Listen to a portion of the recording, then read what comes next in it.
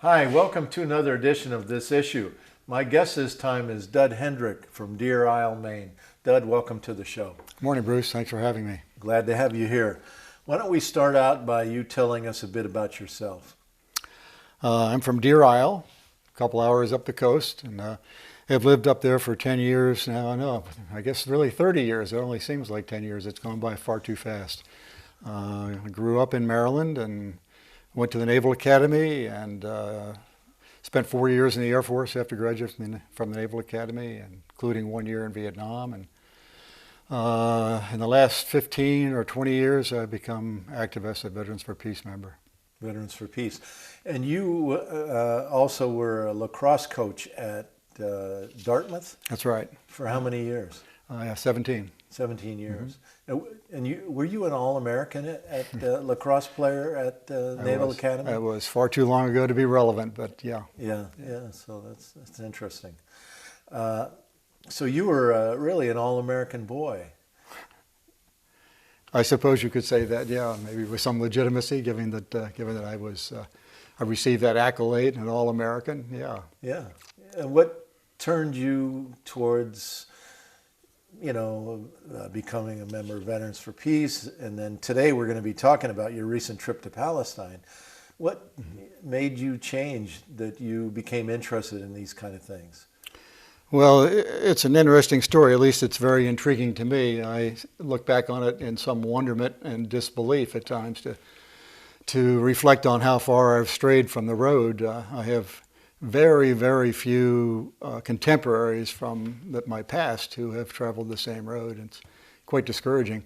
I think really the epiphany, if there was a single event, was a return to Vietnam in 1998 when I traveled there with a nonprofit organization that brought together disabled and able-bodied athletes to bicycle from Hanoi to Saigon. And those individuals, for the most part, were disabled. They had become grievously wounded, injured by their experience in war. The participants were both Americans and Vietnamese, so they were former mortal enemies. And it was a very emotional, moving experience, as you might guess. There were tears probably on every night, and it was a chance, or it was an experience during which one just could not discount or could not be blind to our common humanity. And I think that opportunity to sort of walk or pedal, in this case, in the shoes of former enemies, of others, enabled us to come to the conclusion that we all are all one. So I think that's led to my immersion in activism, if you will, since that experience. You're wearing a T-shirt that has a headline on it, "Occupation is a Crime." And on the bottom it reads, "Iraq, Afghanistan, Palestine." What does that mean for you? Well, having just recently returned from my second trip to Palestine, I can appreciate very much the undeniable truth that there's a virtual apartheid there, and that the Israeli forces are in fact occupying, and the Israeli people are occupying a country which had people, contrary to the prevalent narrative that Israelis would embrace. It was not a country without people for a people without land, but in fact there were many Palestinians living there. So the Palestinians live in a virtual occupation, just as the United States has occupied Iraq, the United States has occupied Afghanistan. It's a pretty objectionable life that these people, the victims of the occupations, are experiencing. Why did you go there, first time and now the second time? My good friend Rob Shetterly, whom I think listeners of your program will know of, many people in the state know of Rob and his project called Americans Who Tell the Truth, invited me to join him and one of his subjects of his gallery of Americans Who Tell the Truth, that subject being Lily Ye. Lily Ye is a Chinese American from Philadelphia. She is a contemporary in terms of age. We are both septuagenarians, and Lily Ye has spent much of her, I suppose, the preceding or the last 50 years or so traveling the world, taking art to bereft, damaged, communities where she has lifted spirits and engaged communities in the process of working on her art projects. And she had conceptualized a few years ago a visit to the West Bank, to Palestine, and had visited there twice before. She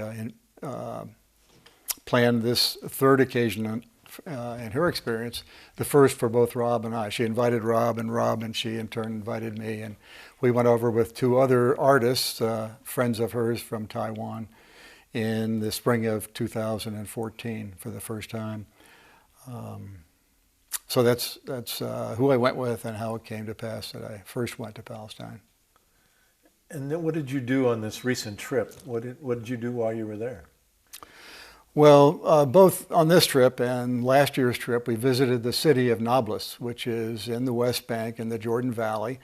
And it's a city of about 150 or 200,000, quite a large city.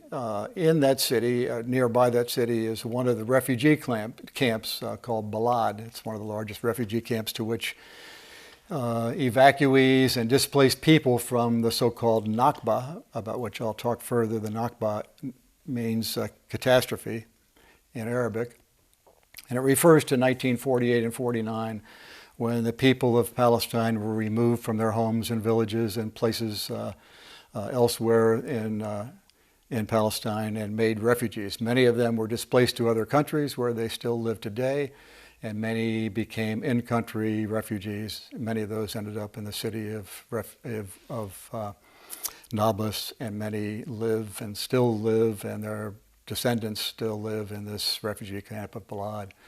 So we did an art project on that occasion, 2014, in the Women's Center of Balad. And we also did another art project in the old city of Nablus, which is a center of resistance in the West Bank, much celebrated for that purpose, or for that reason, the resistance that the people of that part of the West Bank were committed to in objection to the occupation by the Israeli forces.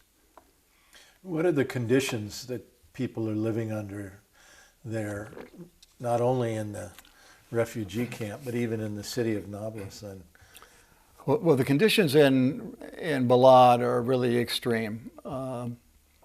Great disadvantage, great crowding. The camp was first a tent camp built or created in 1949, I believe, by the United Nations. And it was built for some 5,000 refugees. Well, today there are about 30,000 people living in the same area. It's a series of high-rise, concrete, nondescript buildings, other than the fact that they are without embellishment, without much in the way of services whatsoever. It's extreme crowding. The average number of dwellers in a single household might be 12 or 14, something of that nature. All services are very limited. Access to food is very limited. Access to employment is very difficult for them. So it's a place of considerable despair. And is it heavily militarized by Israeli troops? No, it's not. It seems that the population has become so sort of adapted to their circumstances that even if they are able to avail themselves of opportunities to get out, the outside world is so foreign and so hostile to them, and they're so embraced by that experience of being in these crowded, otherwise intolerable circumstances. They find it to be almost the air in which they breathe and the water in which they live. They hardly know any better. And so while they might not recognize they're living in extreme cases of disadvantage or instances of disadvantage, it certainly is relative to normal circumstances on the outside. As far as in the city itself, the city is quite crowded. The old city of Nablus is a community in the center of the larger metropolis of about 30,000 people. And it's an area that has existed for 4 or 5 centuries, sort of civilizations built on top of civilizations as various controlling power communities or populations had swept back and forth over these lands over the centuries. It's a very insular community. When our handler, our liaison, is a man by the name of Majdi Shella. And Majdi is Arabic. He's a Palestinian. He's about a 50-year-old gentleman. He, like many Palestinian men 40% of them, we understand, has a history of incarceration or detainment by the Israelis. 40%. 40%. It's unbelievable. That means they've been arrested and jailed at some point in their life. Right. And generally, it's for very, very minimal infractions, which is a bit of a stretch of the definition. Throwing stones at Israeli forces, marching with protest banners, carrying a Palestinian flag, things of that nature. And the conditions to which Majdi and these other hundreds, thousands of Palestinian people have been subject to during those periods of detention are pretty extreme. I'll talk about that further. But in any event, Majdi, during the so-called Intifada of 2000 through 2006, I believe, were the years during which the Israeli Defense Forces were taking extreme measures to suppress the reaction by Palestinians to the occupation. A lot of that military activity took place around Nablus. And they were subject, the people of the old city of Nablus, because it did have a history of great resistance. They were targeted by the IDF, the Israeli Defense Forces. And of course, they were using U.S.-provided F-16s, U.S.-provided tanks to carry on an assault that continued through those 5 or 6 years. Hundreds of people were killed in the city of Old Nablus over the course of all those years. Something like 20 or 30 Israeli forces, individuals were killed. That's the nature of the imbalance of the strife that has gone on and continues to go on in this part of the world today. So, after these 2 trips then to Palestine, what would you say that you've learned? What's the thing that's touched your heart most from that experience, those experiences? There were a lot of things that touched my heart. I made reference to the experience of incarceration that a lot of Palestinian men have been subject to.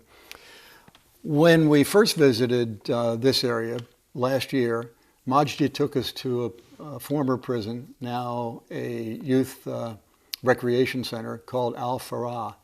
Al-Farah is about 20 miles outside of Nablus. And in 1932, this installation was built by the Brits, who were then occupying and were the colonial force in that part of the world. And it continued to be under British control for the next 40 years or so, something like that, until after the 1948 creation of Israel, and right up until the early 80s. And at that time, the Israeli forces began using it as a detention center for boys.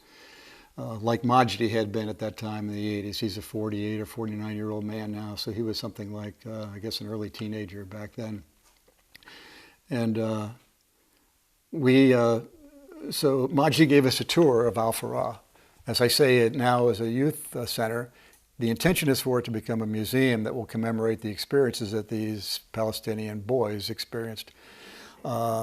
The hope is that that will be the case. When we went there last year, we began to conceptualize one of the projects that we conducted or began to conduct on this last visit, this past April. And that was to have interviews, to interview a number of these former prisoners, Majdi included. And during that process of interviewing them, we would have Rob Shetterly do portraits, pencil and ink sketches, or pen and pencil sketches of the individuals, in hopes that these sketches will inevitably be, in the end, be part of the commemoration in the museum. And that's in fact what we did, and that's in fact what we hope will come to pass. So hearing the stories that some of these individuals, all the individuals that we interviewed, there were 4 of them, that was a very emotional process, as you can imagine. Again, touched all of us. But even beyond that, we had a fortuitous, unexpected experience near the end of our tour. After we had worked on the 3 projects, how are we doing for time? Anyway, I'm getting a little verbose here. No, you're fine. Rob Shetterly had met a Palestinian by the name of Orwa Swidit at the Syracuse Foreign Policy School a couple of years ago. Orwa lives in Haifa, the city of Haifa, which is north of Tel Aviv on the Israeli coast. He's an Israeli Arab, if you will. And his family has lived there for centuries. And Orwa invited us up to Haifa to visit. And concurrently, we had heard from Yonatan Shapira, who some of your listeners may know as a former, not citizen, but a former temporary employee in our state. He spoke around the state, to include in Brunswick on one occasion. Yonatan was a former IDF helicopter pilot. And in IDF being what? Israeli Defense Forces. So he had been a helicopter pilot back in the early 2000s, and in 2003 he had his own epiphany and came to the same conclusions that we members of Veterans for Peace have come with regards to a military resolution of conflict. And he famously authored a letter called the Pilot's Letter, onto which some 20 other pilots also signed, refusing to henceforth fly any missions that were in support of the occupation of Palestine. Yonatan had contacted me before our visit to Orwa, or with Orwa up in Haifa, to inform us of a very, very exciting event that was taking place at a former village by the name of Lubya. Lubya was one of the 531 villages that was removed from the face of the earth, if you will, during the period of the Nakba in 1940 to 1949. There were something like 1,500 Arabs living in Libya at that time, and they were all displaced, all removed, either killed, slaughtered, or they were removed from the country. On this particular occasion, South African Jews had come to the realization that their contributions to the so-called Jewish National Fund had been used to fund forests that had been planted over the village, the former village of Lubya, in effect disappearing them as the people had been disappeared. And when these Jews in South Africa had learned of this event, had learned that their monies had gone towards concealing what had happened to the Arabic people, and learning the truth of the matter of the Nakba, learning the truth of the occupation, learning the truth of the fictional narrative that Israelis are subject to, had written a declaration to the people who had been removed from that village, and they had made a pilgrimage to come back to Lubya. On the occasion that we visited with Yonatan and Orwa, we had the opportunity to hear them make their heartfelt declaration of apology and regret to the descendants and some of the former evacuees or displaced people themselves. So that's quite a story. It was a great experience. Why do you think it's so important for U.S. citizens to go and experience what's really happening there in Israel and Palestine? Well, it's because we very, very much are complicit. We know that the United States is funding Israel to the tune now of $3 billion a year, and henceforth into 2018. And in fact, Israel just this week is asking for a doubling of that military aid. What do you think of that? Well, it's absolutely outrageous. You know, Israel is one of the most advanced countries in the world. We know it is the military power in that part of the world. We know it has a nuclear arsenal. And we know that no other country in that area has a nuclear arsenal. It's just outrageous. And it's testimony to the power of AIPAC, the American-Israeli Political Action Committee. I think that's that's right. The correct. And they do a lot of weapons testing on the Palestinians. When the U.S. and Israel develop new weapon systems like drones, for example, and other kinds of weapon systems, they field test them against the Palestinians and then put them into mass production for other areas. Yeah, it's just as outrageous from every perspective. It is, and where the death toll, the suppression of these people is a crime. It's an international crime for sure. The United States and Israel ought to be brought to bear for their criminality. We know that AIPAC is influential in what happens in our Congress. We know that the weapons manufacturers benefit by this. You know, our tax dollars are being used to benefit the Israelis and to benefit, of course, these defense contractors. A lot of that money comes back to those defense contractors. Military contractors. Right. I wouldn't call them. I wouldn't use the word defense. You're right. Yeah, I guess it's more about offense anymore. How would you say the U.S. media does in reporting all the kind of things that you saw in Palestine? Are those messages, those images, those stories, are they available to the American people? Well, thank heavens for for the internet. Yeah, they are, but you have to dig. You're not going to find it in the New York Times. You're not going to find it in the Washington Post. You won't find it in mainstream media. Again, it's outrageous. It's as criminal as is the activity or the actions of our Congress and the actions of our political leaders that are taking that direction. And it explains why the majority of Americans embrace this fictional narrative, just as the Israeli people are subject to the same sort of propagandizing in their country. Did you meet very many Israelis while you were there? I'll have to admit that most of the Israelis we met were sympathetic, a couple of them being Orwa, who is an Israeli Arab, and Yonatan, who is a very notorious, if you will, refusenik in the country. We also had opportunities to meet some other young refuseniks, which were those occasions were very educational and informative for us. We had another interesting experience that you would find a bit intriguing. We visited Hebron, which is a city to the southeast of Jerusalem. Excuse me. In the city of Hebron, there is one of these settlements, and that settlement has been responsible for the abandonment of one of the major commerce areas, one of the former major commerce areas in the city. And we were invited and encouraged by Majdi and our other handlers to take a walk on this now desolate, former thriving commercial center to see what the impact of the settlement had been there. And it was an area of considerable tension.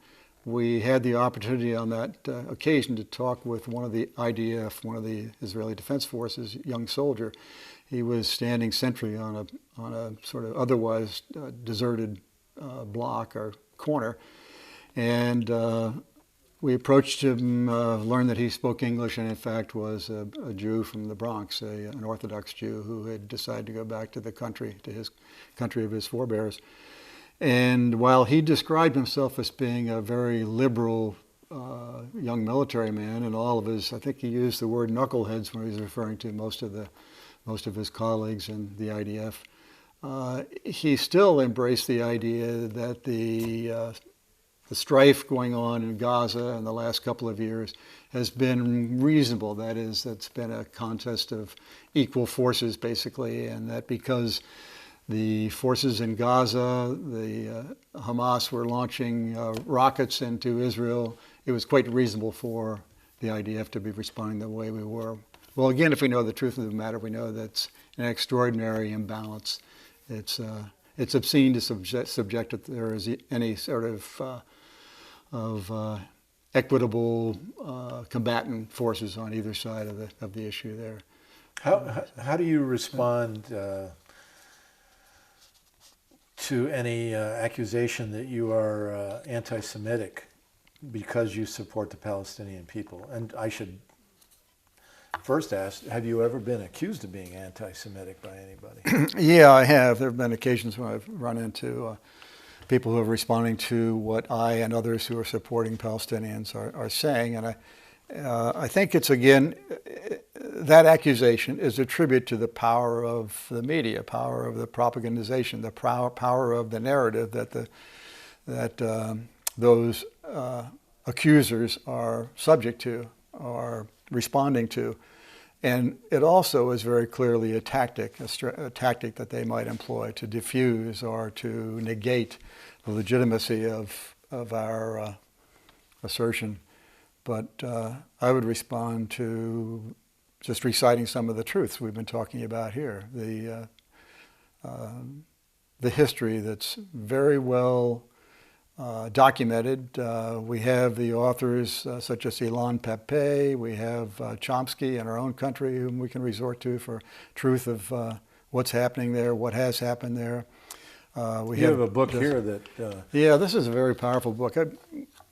You mentioned, I brought it simply because I found this passage, or this quote by Yonatan Shapira. Show the book.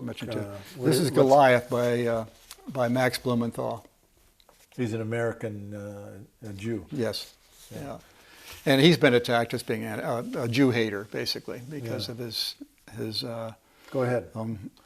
So what Jonathan said when he's referring to the difficulties he has had with his former colleagues in the military, just as I could recite some of the experiences I've had with some of my colleagues in the military, says that I tried to convince my friends and I failed. I began grieving the loss of their humanity. This failure forced me to conclude that arguing and philosophizing would not lead to any big changes. I had discovered that the whole narrative I grew up on was false. I had been lied to and became extremely angry. And I think that encapsulates how a lot of Veterans for Peace feel. Now, this is a former Jewish Israel Defense Forces helicopter pilot. Jonathan was, yeah. Acknowledging that he felt that his country had lied to him, that Israel had lied to him. Yeah, so go ahead with this thought. You were basically going to say how this connects to Veterans for Peace. Go ahead. Yeah, it does very much. We know that within the community of mainstream veterans, we are in Veterans for Peace are generally pariahs. You know, we're peaceniks and we're naive. Whereas I think we would, when we look at the population within Veterans for Peace, we see people who have looked at this issue very closely. We see people who have become disillusioned because they were betrayed by their government. And the vast majority of Veterans for Peace are Vietnam-era veterans. And we don't need to dig very deeply to recognize that that was a catastrophe and that was a virtual occupation. That was an invasion. And it's very difficult for me to accept any other characterization of what happened in Vietnam. And I went there as a victim of misrepresentation by our country, or at least... you bought the whole farm. I mean, you were... dishonest leadership. All-American lacrosse player, Naval Academy graduate. I mean, you were a cheerleader for the military, weren't you? In essence, I was, yes. I never was a real dedicated military guy, but when my best friend was killed in Vietnam, I volunteered to go to Vietnam.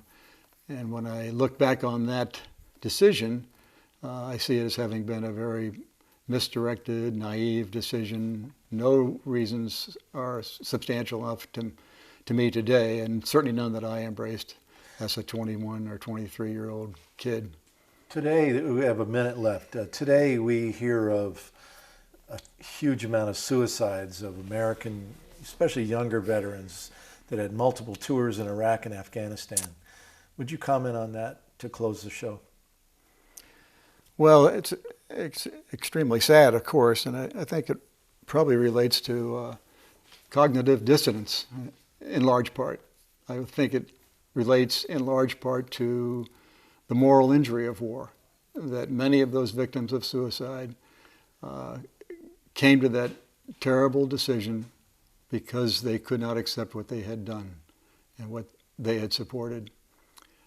Could not live with that.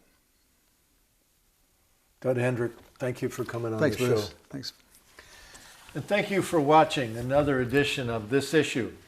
Until next time, good luck to you all, and please get organized.